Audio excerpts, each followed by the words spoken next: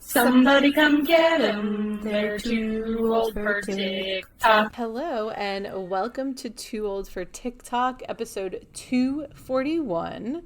We are going to start by saying the world is not a pleasant place right now. We have to acknowledge what's happening. But then we will get into TikToks, which for me is a good escape. But of course, I am getting a lot of content about ICE. And Catalina, you added the perfect TikTok video for ICE. Would you like to tee it up?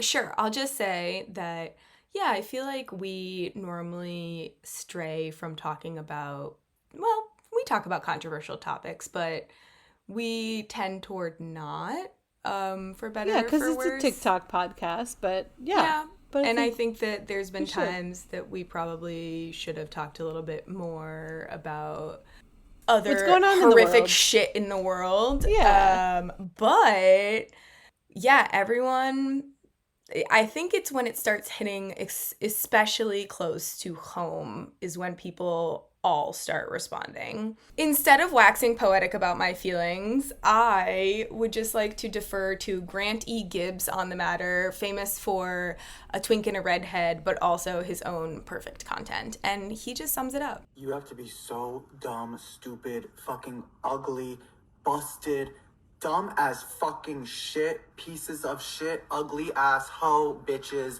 to support ICE.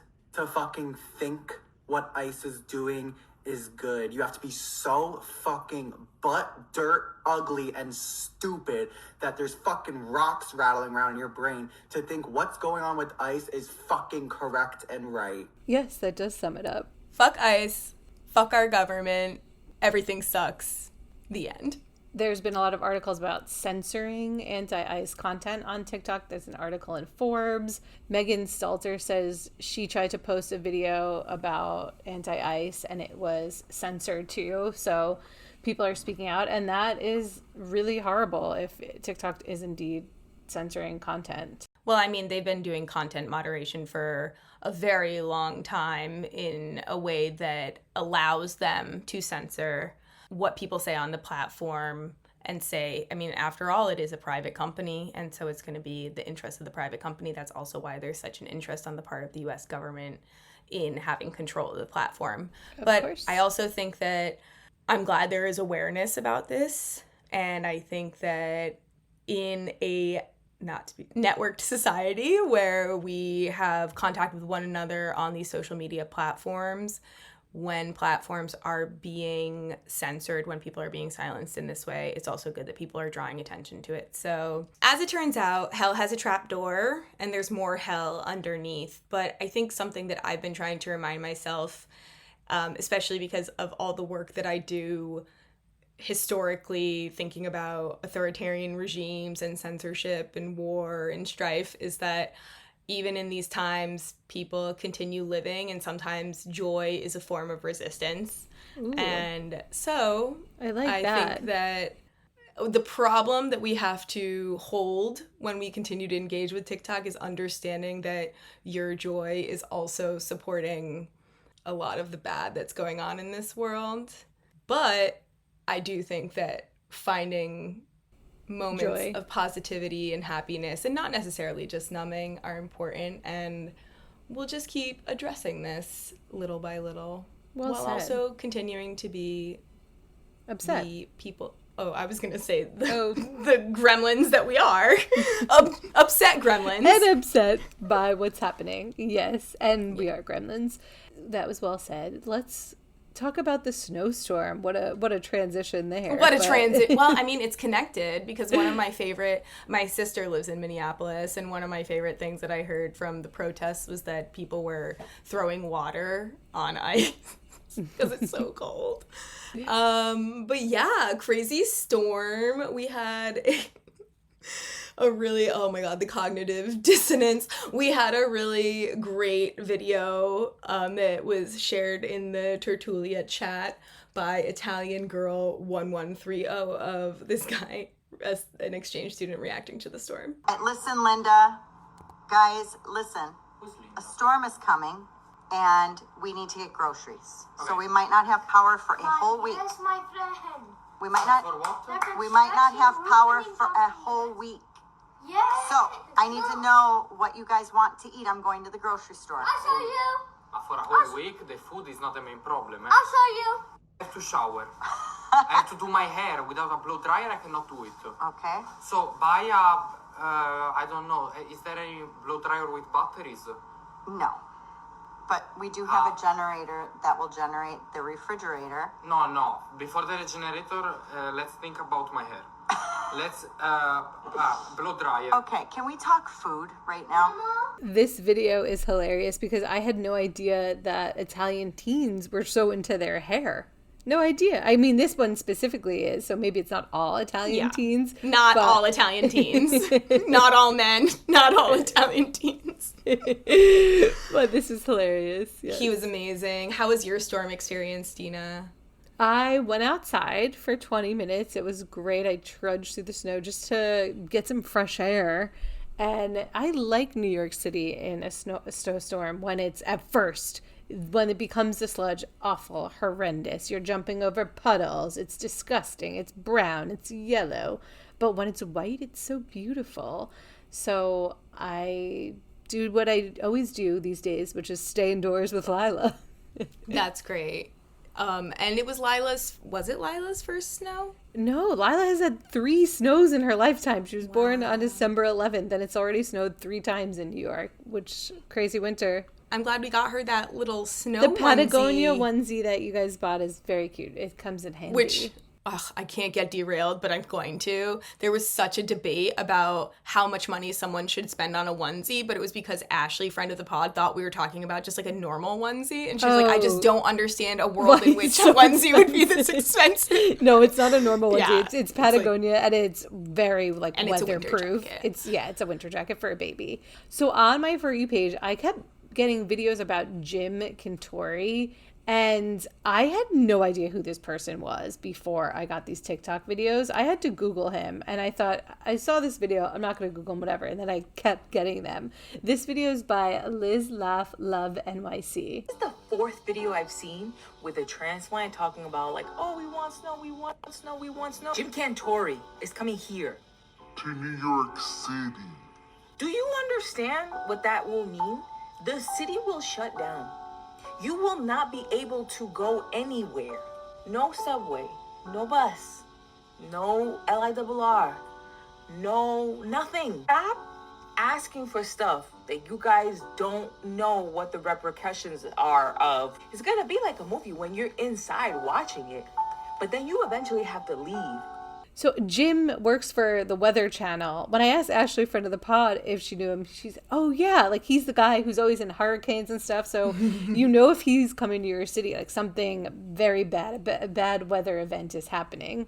But it hasn't been so bad in New York as far as I know. We didn't lose power. I will say, like, losing power is really awful. We haven't lost power. The streets do not seem great. I think most things were shut down today.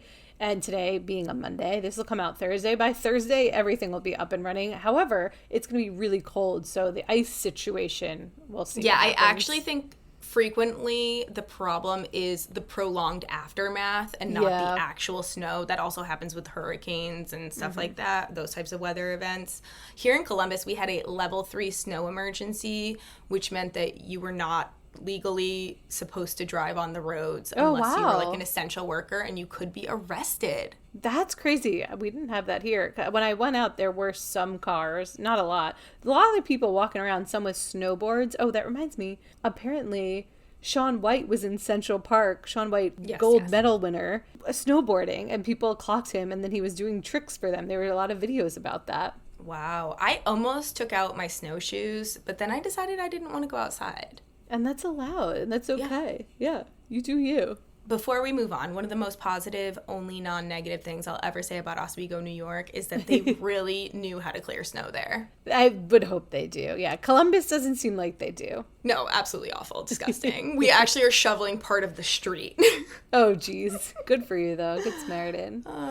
Okay, the next thing on my For You page is by Shane Yancey Author. Hey, I'm pasta.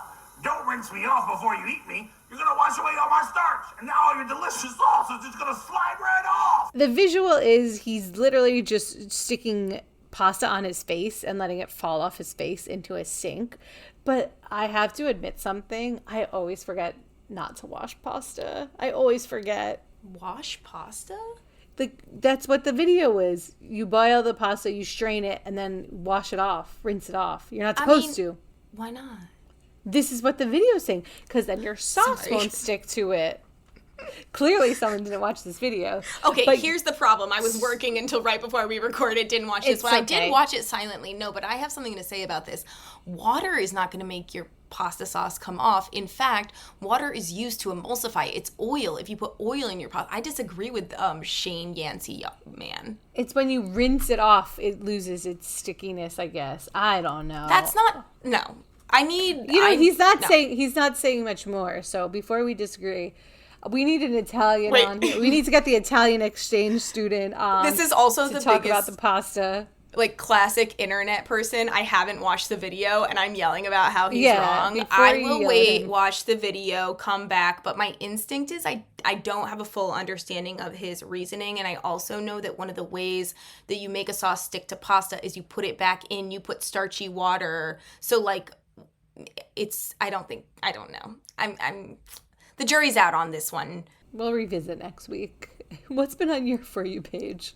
Well, again, I've been in a, like, work coma, but I was briefly taken out of it, which had part of the reason to do with why I'm delinquent on watching that pasta video, because I found out that my sister won the Svedka sweepstakes. Svedka had a sweepstakes where if you dance to the song, like, Let's Get Freaky, I think it is. No, it wasn't. It was Freaky, Super Freak. Super Freak, yeah. And you show some drink. No, I think you just had to dance. No, you weren't allowed to show alcohol. Right, you just had to dance. I'm so happy Alejandra won. As she should. She's a professional dancer. I'm so happy. But she didn't win. There were 2 stages of the competition. So there was the $10,000 stage, which was... The idea was, like, if you did the dance and they liked it, then you would teach it to the Svedka robot at the Super Bowl. Oh, that's so cool. But then they decided to add more to the competition and give out $1,000 prizes to, like, multiple people. And my sister won one of them. That's amazing. Yeah. Good job. And congratulations. It's funny because we talked about your sister last week for being a professional dancer because of the releve scandals going on. So, wow, you know, it pays to be technically trained. You could win $1,000 from Svedka. And I will say that we tried to dance and we did not win. But I did provide feedback on hers. I told her she needed to kick more. Well, that feedback worked. Great. I guess back to ice. But this is a little bit related to the upcoming Super Bowl, which is apparently Green Day will be performing in the Super Bowl. And so this is Green Day at a concert recently. Stand up for our brothers and sisters in Minnesota!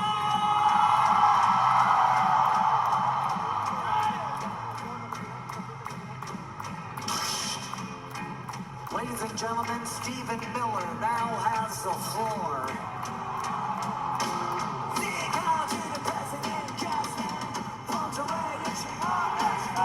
So, did you know Green Day was going to be performing at the Super Bowl, Dina? I did. I saw a lot of headlines saying that, like, Trump doesn't want to come now because of Green Day's performing and because of Bad Bunny performing, but he'll probably still be there. Green Day, American Idiot. I used to listen to that album all the time. I know. I also want to know who it is at whatever NFL who's making these calls because I'm loving it. Please continue. Me too. Yes. Please. So we get Green Day and Bad Bunny. That's spectacular. I might actually watch. You will watch the halftime. You always watch. Yeah. The football. I mean, you watch for the commercials. The commercials are fun. And finally, this was actually curiously a trend that I was mostly seeing on Instagram, and I think it has to do with the way that I've, as I've said many times, curated my Instagram algorithm, which is just like bizarre jokes and Christian fundamentalist content. So this was not the Christian fundamentalist content. This was bizarre jokes, and it's people. One of these memes is saying like, "I'm Chinese. Like today I'm Chinese," or like today I became Chinese. And so building off of that trend or that meme, now I've started seeing people on TikTok do guides for how to be Chinese. And so this girl did a guide which was for being Chinese hot girls. The creator's name is Welcome to Lynn's Life. Okay, Chinese hot girls, welcome back to another super easy soup recipe that takes only 5 ingredients and 15 minutes. So you have no excuse to eat your bagels and cream cheese for breakfast. All you need is green onion, tomatoes, eggs, chicken broth, and cornstarch. First, saute your tomatoes for 2 to 3 minutes. Then add the white part of the green onion and let it simmer for another 2 minutes. Now add white pepper and salt for seasoning. Add 3 cups of chicken broth and let it simmer for about 5 minutes. Now add your cornstarch mixture and let that simmer for 5 minutes. At this point, you can add in any additional seasoning. I usually like to add in a tiny dash of sesame oil. Now add your scrambled eggs and mix it in with the broth. Simmer for 2 minutes and add the green part of your onion to garnish. Serve over a bowl of rice to make it more filling, or eat it as is.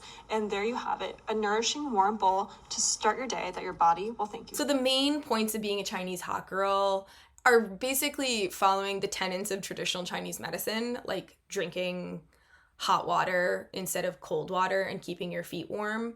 Feet warm I can get behind. I just don't think I'm ever going to want to drink hot water instead of cold water. I'd want to drink hot water if it was with tea. Put a little tea bag in there and happy to drink hot water. I think there's also a thing about broths too. Mm-hmm. Well, yeah, so this is a soup. This is like an egg drop soup. In China, they have these great postpartum plans. The women get treated like royalty, basically. And a lot of it, and my cousin was telling me this because she does acupuncture, which is a lot of Chinese medicine, that a lot of it's drinking hot water to heal yourself, or hot things, hot broths, whatever it is. I did not do that postpartum. So, well, aren't you still postpartum? I guess so. And I've been drinking some hot tea. Well, I remember seeing content like that. I didn't realize it was China. I thought it was Korea, but maybe it's in both places where they have essentially these like recovery facilities for mothers. It's China. And you just go and I didn't realize that. And you just go and you drink your hot soups and you get taken really care of. Yeah. And here in the U.S., we're like, back to work. Then like a day later, get out of the hospital and figure out what to do with this baby. I recently made an egg drop soup, and it was mediocre. You made it? That's impressive. Yeah, I actually was impressed by how it came out, but I could have done a better job. It was user error, not soup error. Okay. The last soup I made was a recipe that Ashley sent me, and I was so vile. Not because of Ashley. It was, again, user error. Whatever I did was really wrong. I just won't make a soup again. I'm traumatized, and I'm traumatized Ben as well. It was so bad. What was bad about it? It was a pesto, like tortellini soup. It tasted vile. I can't explain it. I think, Dina, that soup is one of the easiest things to make, and you need to try soup again. Maybe not that specific soup, but try soup again. This makes me think of the fact that I have been working with our friend, member of the TikTok Tertulia, on a slop scale. Melissa.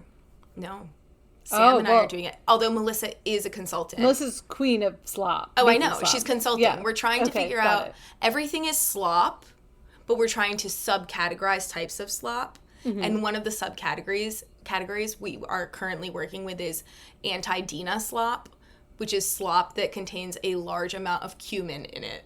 Oh, yeah. I will tolerate cumin in certain things, but you don't want it to be the number one flavor in the dish. I don't, and this is going to stir up some shit between me and Sam. But what happened was Sam was staying in my apartment and cooked a lentil soup that was very cumin forward, and my apartment smelled of cumin for days. So that was not happy to me because I was in a studio, so the kitchen and it lingered. So I didn't like that. Sorry. You didn't want lingering cumin smell in your home. I did not. I understand. I just made 2 very cumin-forward meals last night. One was like a dal, and one was a chana sag, and I like dal and chana sag. I like to eat them. Don't like the lingering smell. Are there any other lingering smells, and then we'll move on from cooking besides cumin, that are antagonistic towards you that I can keep in mind for my slop scale? Whatever smelled at JG Mellon's when we went, the burger place, whatever smell that was, I did not like either. I can't put my finger on it. But do you know what I'm talking about when we went to JG Mellon's? Lard? I don't know. It's a burger. It's known as a famous burger place in the city. Me and Catalina both thought it was mediocre, and I just couldn't stand the smell in there. Interesting. Yeah. Okay, moving on to another food item that I saw is Japanese cheesecake. Has this come across your For You page? No. It's very silly. Well, this is a video that kind of explains what it is by Sujia1. The viral Japanese 2-ingredient cheesecake, 3 ways. The first one we're gonna try is just a plain graham cracker one because I love a graham cracker crust on a cheesecake. Rumor has it that if you put some kind of sweet cookie or cracker inside of Greek yogurt and let it sit for a few hours, it tastes like cheesecake. I'll be honest, I'm a little skeptical, but I'm still hopeful. So the plain graham cracker one is done. We're gonna do these chocolate sandwich cookies. And no, I'm not gonna take the cream filling out. Are you crazy? I didn't want to make a trip to the Japanese market, so I already had these in my pantry. These are Korean sesame coconut crackers. It's what I got, so we'll try it. So they come in these like little pouches. I put them in my kids' lunches. And we'll try these, and they look like this. And they're thin and crispy. So delicious. They're kind of thin. Do you think I should double them up? And like, yeah, I'm gonna do that. Okay, now they're done, and they're gonna go in the fridge for about 6 hours. So I'll see you then. It's literally just putting cookies or crackers into Greek yogurt and letting it sit. And people say it tastes like Japanese cheesecake. I've never had Japanese cheesecake, so I don't know. A lot of the comments are saying this is not what Japanese cheesecake tastes like. Also, this video particularly, she calls them like a cookie sandwich, but it's just Oreos. Those were a lot of comments. Well, I know this creator. I've seen her content a lot. Yeah, I don't know. It's this viral thing. Just stick some cookies in yogurt. It kind of seems like the tiramisu. I mean, that's kind of a tiramisu technique. Yeah, I don't know. I'm going to investigate this further. There's got to be more to it. I feel like I'm missing something from this trend. Well, report back, please. I will. We have our media section. And my For You page is mostly like newborn stuff and traders at this point now. Heated Rivalry is sort of like winding down for me on my For You page, but traders is in full swing for sure. Yeah, Heated Rivalry for me has calmed down. My For You page is still dermatology, anti-ice, and traders content. Yes. So this video is a song which I love by I'm Sad Alex. Lisa, without you already, I can't stop looking at her lip filler. It steals the show. Wonder what it really feels like when you kiss her. Oh, if it makes it hard at night to eat her dinner. Lisa Rinna. The trend going on is everyone loves Lisa Rinna. Yes. Lisa Rinna's great. I've been knowing Lisa Rinna's been great because I've watched Housewives and just love her. And she knows how to make good TV. Exactly. And everyone hates Colton. So we mentioned these guys last week for a song, but this song is particularly great. We'll play it. It's by Jake_Amazing. Conniving, colluding, commiserating, Colton, conniving, divorced, colluding, beheaded, Colton, Cicero, conniving, Colton, colluding, probably, took Colton, the shield, yeah, Peacock, traders on Peacock and Colton Underwood likes cock, like a chicken. Nobody would be better at holding in a secret than you. Like a chicken. Nobody would be better at holding in a secret than you. Peacock, traders on Peacock and Lisa Rinna, the fella. Ooh. I've also noticed Lisa Rinna in the comments a lot. I don't know if she has an assistant doing this, but I feel like it's her. Or her daughter. Maybe. She has daughters, who are probably on TikTok too. They are on TikTok. So. I'm sure some of it is her, but the amount that I've seen her comment indicates maybe it's not just Lisa Rinna. Okay. Yeah, unless, but you know what? It could feasibly also be her. So sure. Now, Hot Rob is on TikTok. His username is crete.rat_, which is amazing. Here's his video. Welcome back to another Music Monday. Hit the clip. Hello.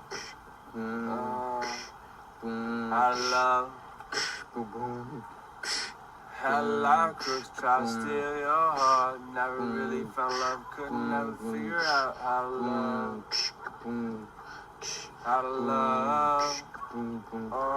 But the person just Alright, anyways, the Creek Rat hat is now out.